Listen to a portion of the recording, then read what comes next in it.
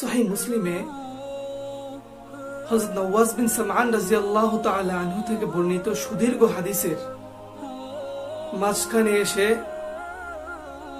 বর্ণিত হয় রাসূল সাল্লাল্লাহু আলাইহি ওয়াসাল্লাম ইরশাদ করেন ফাবাইনামা হুয়া কাযালিক ইয বা'আসাল্লাহু ঈসা ইবনে মারইয়াম ফায়ানজিলু ইনদাল মানারাতিল বাইযা'i শারকিয়্যা দিমাশক বাইনা মাহরুযাতাইন।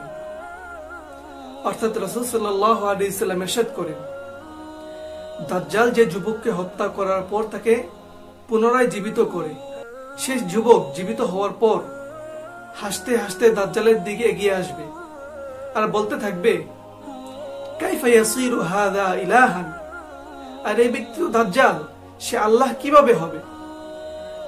ওই যুবক দাজ্জালকে তিরস্কার করতে থাকবে। ইতিমধ্যেই আল্লাহ জাল্লা জালালুহু আম্মা নওয়ালুহু হযরত ঈসা আলাইহিস সালামকে প্রেরণ করবেন।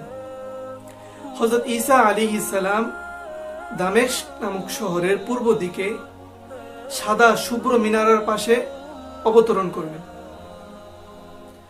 আর ওই সময় ওনার গায়ে থাকবে লাল এবং জাফরান রঙে রঙিনকৃত এক জোড়া কাপড়।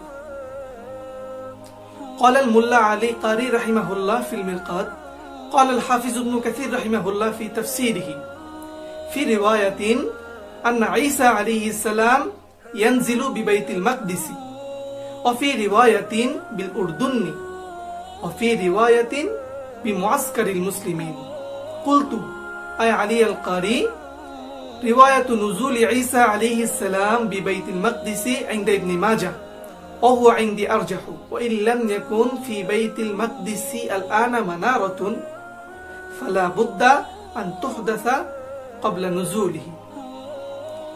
যে মোল্লা আলী কারি রাহিমাহুল্লাহ মিশকাতের ব্যাখ্যা গ্রন্থ মিরকাতে উল্লেখ করেন যে হাফিজ ইবনে কাসির রাহিমাহুল্লাহ তাফসীরুল কুরআনিল আযীমে বর্ণনা করেন যে এক বর্ণনায় আছে যে হযরত ঈসা আলাইহিস সালাম বাইতুল মাকদিসে অবতরণ করবেন, আরেক বর্ণনায় আছে যে হযরত ঈসা আলাইহিস সালাম জর্ডানে অবতরণ করবেন, আরেক বর্ণনায় আছে যে হযরত ঈসা আলাইহিস সালাম মুসলিম সেনাবাহিনীর মাঝখানে অবতরণ করবেন।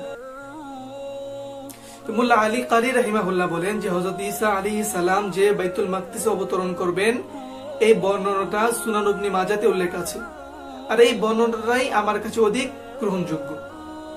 এরপর মোল্লা আলী কারি রাহিমাহুল্লাহ বলেন যদিও বর্তমানে বাইতুল মাকদিসে কোনো শুভ্র বা সাদা মিনারা নেই, কিন্তু অচিরেই হযরত ঈসা আলাইহিস সালাম আসার পূর্বে সেখানে সাদা শুভ্র মিনার প্রতিষ্ঠা করা হবে।